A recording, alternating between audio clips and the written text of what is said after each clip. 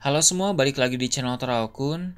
Sebelum pembahasannya dimulai, silahkan klik tombol subscribe dan aktifkan lonceng notifikasinya supaya kalian gak ketinggalan info dan teori terbaru seputar One Piece.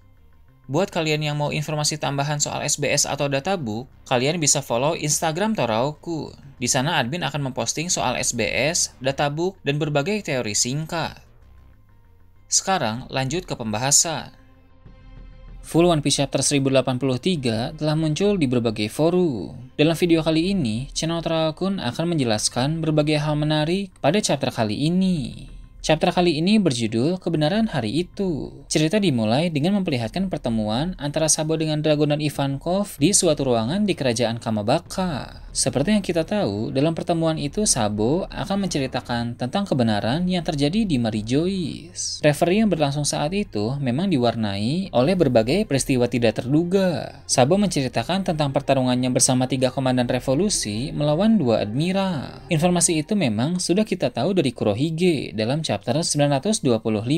Kurohige mengatakan bahwa pada hari keempat referee, pasukan revolusi bentrok melawan Fujitora dan Ryokugyu ketika pasukan revolusi mencoba untuk menyelamatkan Kuma. Kabar itu sepertinya memang telah diberitakan di koran sehingga diketahui oleh publik. Namun kali ini kabar tersebut bisa kita ketahui lebih jauh karena muncul kilas balik yang menampilkan sedikit pertarungan tersebut antara Sabo, Karasu, Lindbergh, dan Morley melawan Fujitora dan Ryokugyu. Dalam pertarungan tersebut, ada momen di mana Karasu berhadapan dengan Fujitora. Karasu menggunakan kemampuannya untuk menembaki Fujitora dengan burung gagak. Karasu melancarkan serangan dari berbagai arah kepada Fujitora, yang mana serangan-serangan tersebut cukup merepotkan. Fujitora terkena beberapa serangan dari Karasu, sehingga tak heran setelah pertarungan itu, kepala Fujitora harus memakai perban. Terungkap bahwa Karasu adalah pengguna buah iblis semacam asap hitam. Jadi, gagak yang Karasu ciptakan bukan gagak asli, melainkan asap hitam berbentuk gagak. Sepertinya dia pun bisa menciptakan berbagai bentuk lain menggunakan kekuatan asap hitam itu sesuai dengan kebutuhan dalam pertarungan. Pada pertarungan antara pasukan revolusi melawan 2 admiral itu, ada juga momen menarik di mana Morley berhasil menusuk Ryokugyu dengan senjata miliknya. Penampilan Morley memang cukup lucu dan sekaligus tampak tidak berbahaya. Tapi sebenarnya dia itu sosok petarung yang tangguh. Berhasil menjadi salah satu komandan revolusi membuktikan bahwa Morley memiliki kemampuan bertarung yang hebat. Kekuatan dan kemampuan bertarung yang dimiliki oleh komandan pasukan revolusi terbilang cukup hebat. Hal tersebut tidak mengherankan mengingat pasukan revolusi adalah organisasi besar yang memusuhi Tenryubito, yang mana mereka harus berperang melawan pemerintah dunia. Wajar saja jika para petinggi yang ada dalam pasukan revolusi merupakan orang-orang yang sangat kuat.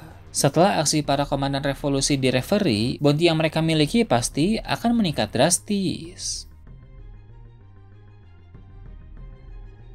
Di Mary Joyce, ketika mereka berhadapan dengan 2 admiral, kejadian tersebut dilihat oleh beberapa agen CP0 yang sedang bersama dengan Vivi. Para CP0 memuji kemampuan yang dimiliki oleh komandan revolusi. Bahkan, para CP0 itu berkata bahwa jika saja para komandan revolusi dan 2 admiral bertarung di tempat lain, maka kehancuran yang akan mereka timbulkan pasti sangat besar. Mengingat tempat mereka bertarung adalah Mary Joyce, maka 2 admiral memang menahan diri. Baik Fujitora maupun Ryokugyu khawatir jika mereka mengeluarkan seluruh kemampuan, maka Mary Joyce akan rusak parah dan orang-orang penting di sana bisa terdampak. Sepertinya, Sabo dan komandan revolusi juga melakukan hal yang sama. Mereka belum benar-benar mengeluarkan seluruh kekuatan mereka, karena mereka juga khawatir orang-orang kerajaan yang datang dan para budak di Mary Joyce akan menjadi korban apabila mereka mengamuk habis-habisan. Dengan begitu, maka pertarungan antara Sabo bersama 3 komandan revolusi melawan 2 admiral bisa dibilang merupakan pertarungan yang kurang maksimal. Para agen CP0 yang menyaksikan pertarungan tersebut juga ikut campur. Tentu mereka tidak bisa diam saja ketika melihat ada kekacauan di Mary Joyce. Beberapa saat setelah pertarungan itu, Sabo dan 3 komandan revolusi berhasil melaksanakan misi mereka. Mereka mendeklarasikan perang terhadap Tenryubito dengan menghancurkan monumen cakar naga kebanggaan Tenryubito. Deklarasi perang terhadap Tenryubito itu juga sama artinya dengan berperang melawan pemerintah dunia, karena para Tenryubito sangat dilindungi oleh pemerintah dunia. Selain berhasil mendeklarasikan perang, mereka juga berhasil menolong Kuma. Namun, sekarang Kuma malah kembali ke Mary Joyce karena suatu program misterius yang belum diketahui hingga saat ini. Dragon pun meminta maaf kepada Sabo karena telah kehilangan Kuma, padahal Sabo dan kawan-kawan sudah susah payah menyelamatkannya. Sabo juga membahas tentang 8 negeri yang memberontak terhadap pemerintah dunia. Negeri-negeri itu menolak untuk membayar pajak, sehingga pemerintah dunia marah kepada mereka. Pemerintah dunia pun mengutus 9 kesatria suci untuk menangani negeri-negeri itu. Mereka adalah orang-orang misterius yang dimiliki pemerintah dunia.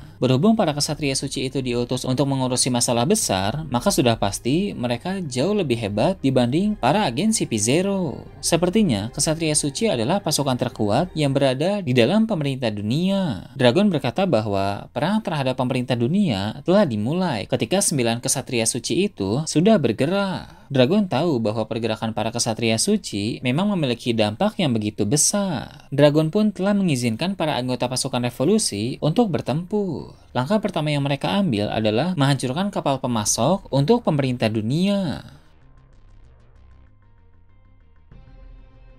Saat 9 kesatria suci dibahas, ditampilkan siluet dari mereka. Ada sosok yang memakai topi koboi, ada sosok yang memiliki tanduk, dan ada pula seseorang dengan jubah dan pedang. Sosok dengan jubah dan pedang ini adalah yang paling menarik, sebab siluet yang dia miliki, mulai dari postur tubuh, jubah, dan pedang, sangat mirip dengan Shanks. Hal ini menimbulkan dugaan, apakah Shanks adalah salah satu dari 9 kesatria suci? Jika itu benar, maka tak heran dia bisa masuk ke dalam ruangan para Gorosei, dan Gorosei pun mau mendengarkan apa yang Shanks katakan. Tapi, bisa jadi juga itu adalah ayah Shanks, mengingat Shanks ditemukan oleh Roger dalam peti harta setelah pertempuran di God Valley. God Valley merupakan pulau favorit Ryubito, jadi bisa saja ayah Shanks juga tinggal di sana, sehingga Shanks bisa ditemukan di peti harta yang ada di God Valley. 9 kesatria suci ini menjadi penghalang besar bagi pasukan revolusi, dan bagi siapa saja yang ingin melawan pemerintah dunia. Berhubung sekarang perang antara pasukan revolusi melawan pemerintah dunia telah dimulai, maka kita pasti akan segera melihat lebih banyak aksi dari pasukan revolusi, termasuk dari sang ketua, yaitu Drago. Mereka akan mengambil berbagai langkah dan tindakan yang strategis. Di sisi lain, pihak pemerintah dunia pun tidak akan tinggal diam. Mereka akan lebih serius untuk memburu pasukan revolusi. Angkatan Laut sebagai kekuatan militer terbesar pemerintah dunia akan sangat disibukkan oleh para Yonko. Dengan begitu, para admiral mungkin tidak akan terlalu dilibatkan dalam perang melawan pasukan revolusi.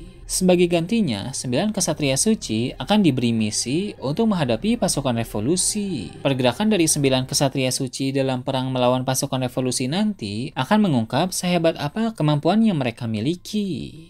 Kemudian diketahui juga bahwa ada berita dan foto di koran yang menampilkan jasad dari Raja Cobra. Ternyata Sabo juga berada di dekat jasad tersebut. Morgans atau pihaknya yang berhasil memotret momen itu pun membuat berita yang menjadikan Sabo sebagai tersangka. Padahal berita tersebut tidak benar. Raja Cobra mati di tangan pemerintah dunia karena dia masuk ke dalam ruangan para Gorosei untuk membicarakan tentang Poneglyph. Sebelum Raja Cobra masuk ke dalam ruangan itu, dia mungkin tahu dirinya akan berada dalam bahaya, sehingga terlebih dahulu dia meminta kepada Pel dan Chaka untuk menjaga Vivi.